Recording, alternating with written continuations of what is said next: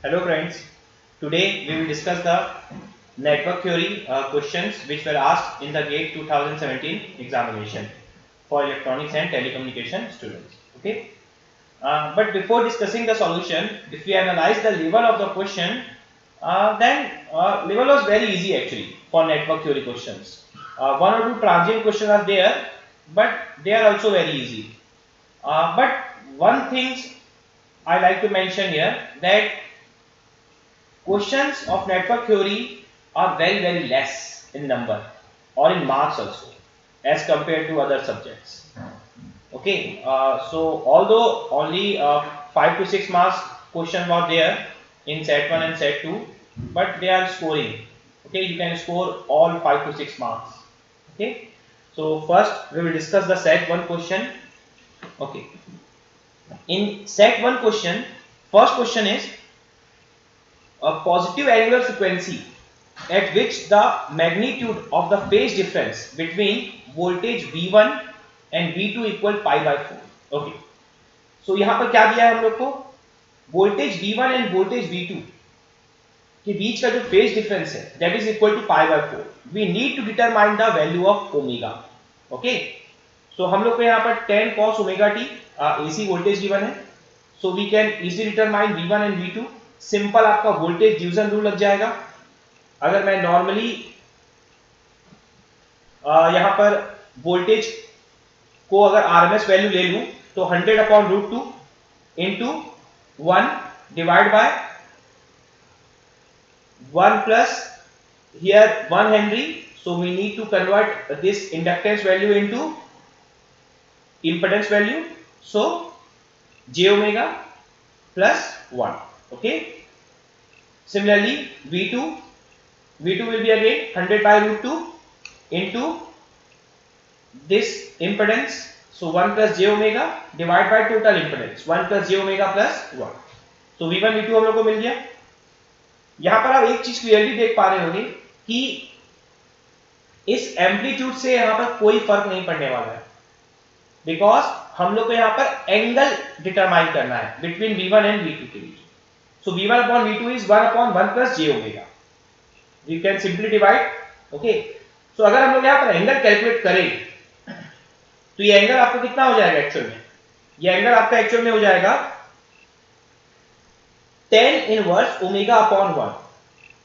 ठीक है, चूंकि यहां पर हम V1 अपॉन V2 कैलकुलेट कर रहे हैं और यहां पर एंगल आपका चूंकि डिनोमिनेटर में है आपका term, you can simply write minus 10 inverse omega.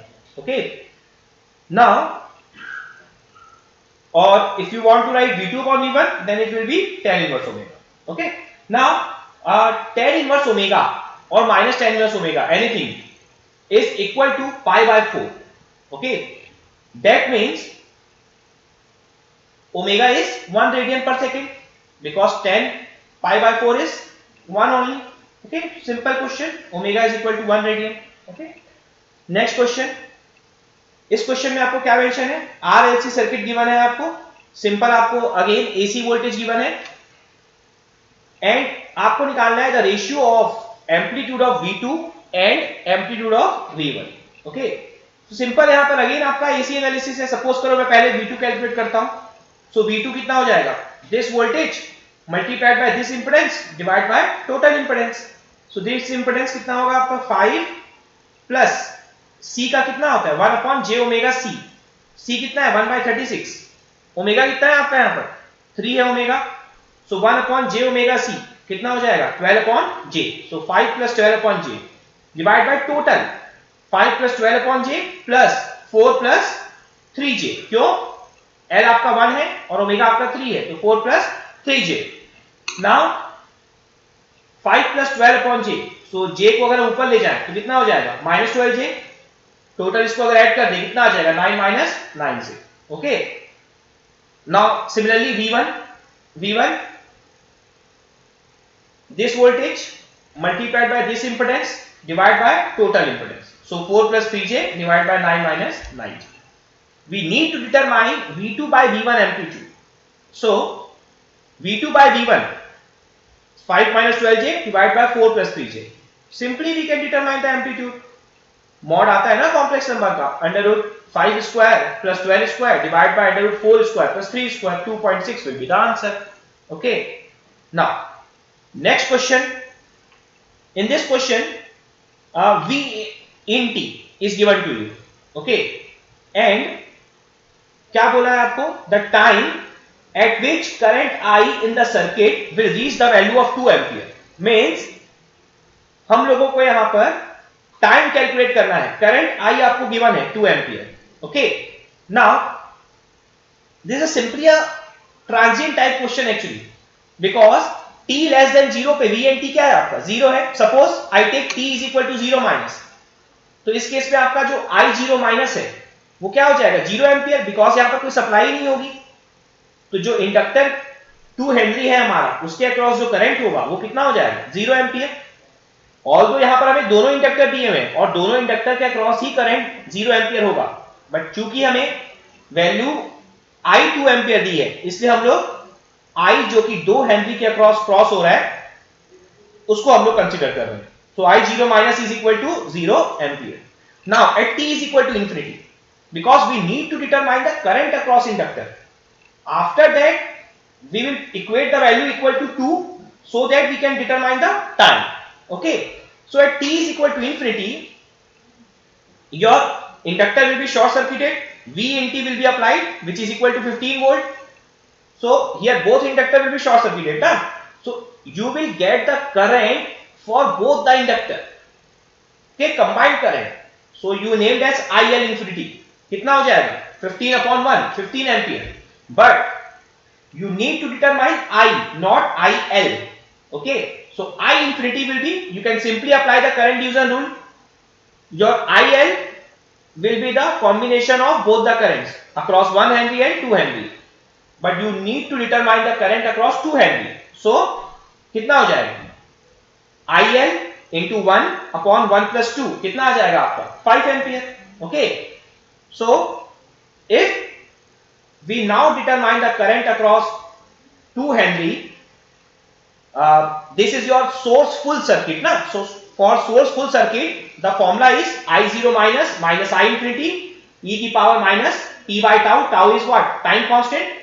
Okay, so here it will become R by N in numerator plus I infinity. Okay, so what is your R by N? You can simply determine. Here R is what? R is 1 and L, here 2 L's are present. So you will determine the equivalent inductor across resistor. So if you determine from here that 1 and 2 are in parallel, so it will be 2 by 3. So simply you will put the value here. I0 minus is 0, I infinity is 5, again I infinity is 5. So IT value is given to you in question equal to 2. So t will be 0.3405 second. Okay, so this is a simple transient type question, not very difficult question. Okay, but one thing you need to remember here, or one thing you need to observe here, that there are two inductors are present. So you need to properly divide the current, like here in IL infinity or I infinity. Okay, now next set 2 questions. So first question in set 2, this given RLC circuit is given to you. You need to determine the amplitude of voltage across capacitor and amplitude of voltage across resistor. Okay, so here one important thing is given to you, that voltage V is in phase with the current I. Here V is your equivalent voltage or total voltage, and current I is the equivalent current or total current. Okay, now if both voltage and current are in phase, that means resonance will occur. So simply resonance condition is given to you.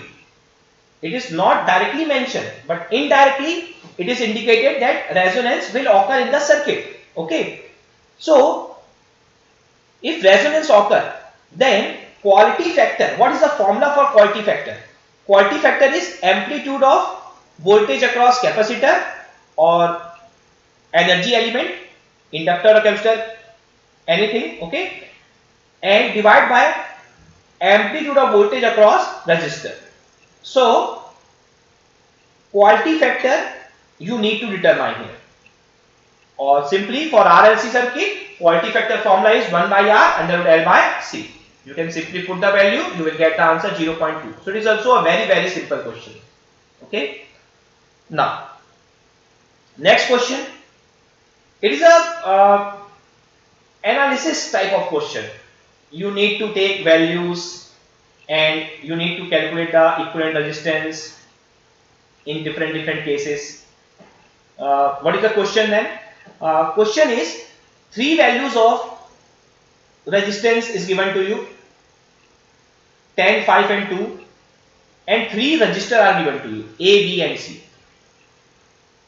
You need to select A, B, C value from 10, 5 and 2 in such a way that you can calculate the equivalent resistor maximum, equivalent resistor minimum.